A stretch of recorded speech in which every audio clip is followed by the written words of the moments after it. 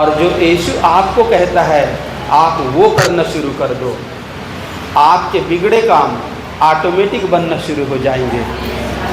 ठीक है, आपके बिगड़े काम ऑटोमेटिक बनना शुरू हो जाएंगे, आपकी समस्या ऑटोमेटिक आपको छोड़कर चले जाएगी।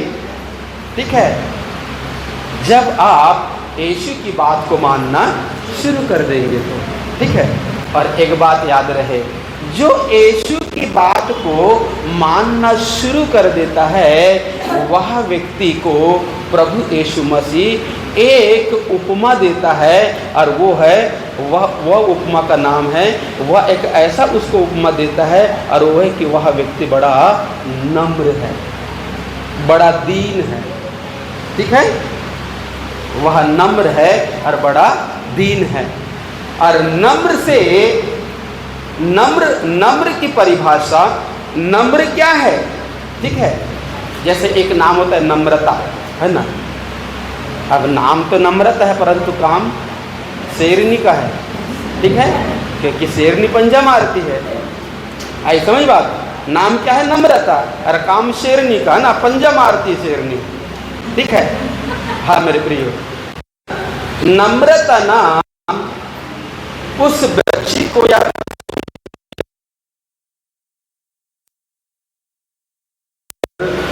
गधे का स्वभाव, नम्रता।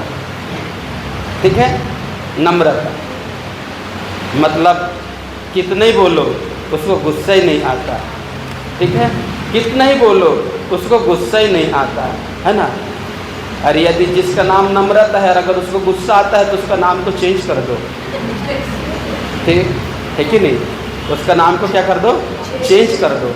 और जब उसको गुस्सा आना बंद हो जाए, जब उस नाम को फिर रिपीट रख दो उसका, और कहना अब तू इस नाम के काबिल हो गई, अब आज से हम तेरे को नम्रता कहेंगे, है ना। क्योंकि वह मन में नम्र, वह मन में दीन और नम्र था। ठीक है, मन में दीन और नम्र था। क्योंकि दीन और नम्र लोगों के यीशु नजीक नहीं रहता, परंतु उनके साथ रहता है। साथ और नजीक इसमें फर्क होता है। ठीक है, साथ का मतलब होता है कि हम साथ साथ चल रहे हैं। ठीक है, तो कुछ फासला जरूर होता है, साथ साथ चलने में कुछ फासला जरूर होता है, पर नजीक का मतलब जैसे एक दोस्त अपने दोस्त के कंधे के ऊपर हाथ लेके चलता है।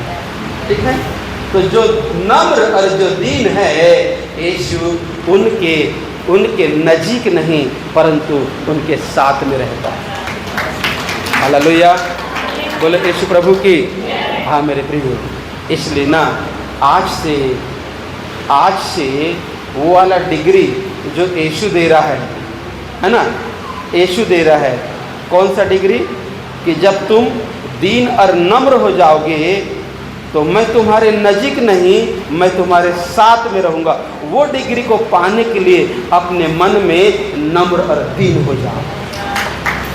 हालेलुया, बोले यीशु प्रभु की। हाँ मेरे प्रियो, और जब आप नम्र और दीन हो जाओगे तो वचन कहता है स्वर्ग का राज है ना।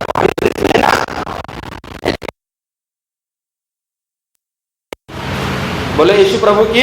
देखो आपको बता देता हूँ, मत्ती रचित सुसमाचार एक बार 5वां अध्याय को आप निकाल लो। हाँ,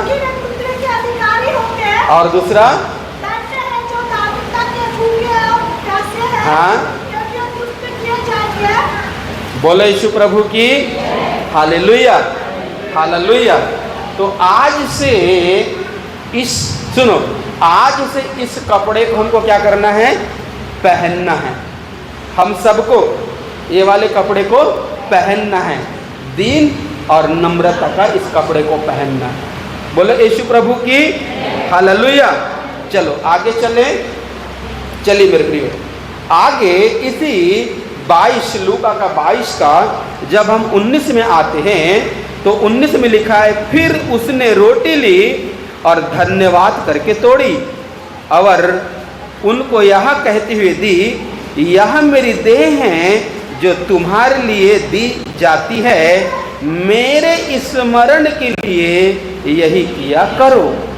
इसी रीति से उसने भोजन के बाद कटोरा भी यह कहते हुए दिया कि यह कटोरा मेरे उस लहू में जो तुम्हारे लिए बहाया जाता है, एक नई वाचा है। नई, पुरानी वाचा टूट गई, खत्म हो गया, ठीक है। अब नई वाचा, एक नया नियम, एक न्यू टेस्टमेंट, ठीक है। जैसे पुराने नियम में बहुत प्रकार की आज्ञाएं थी, ये नहीं करना, वो नहीं करना, बहुत सारी चीजें थी।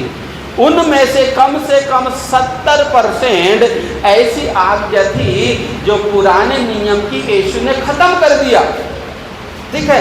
और एक नई वाचा, एक नया नियम हमको दे दिया, ठीक है।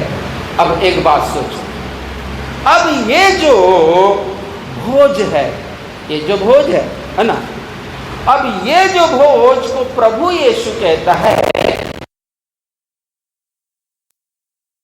मेरा बॉडी अर्थात मेरा मांस है, ठीक है, मेरा मांस है।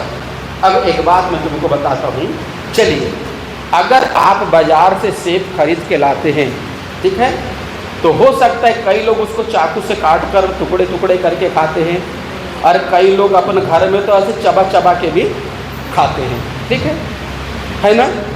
चलिए, मान लो अगर उस सेब में अगर जीवन होता और अपन उसको चाकू से काट कर खाते, तो सेब क्या बोलता? मुझे दर्द हो रहा है। वो चिल्लाता, रोता, मुझे क्यों काट रहे हो? या चबा कर खाते तो वो भी बहुत चिल्लाता, रोता। इसको स्थान बैठा एक तरफ, ठीक है। विनोद कहाँ है? ध्यान क्यों नहीं विनोद का? ये बच्चे लोग डिस्टर्ब कर रहे थे।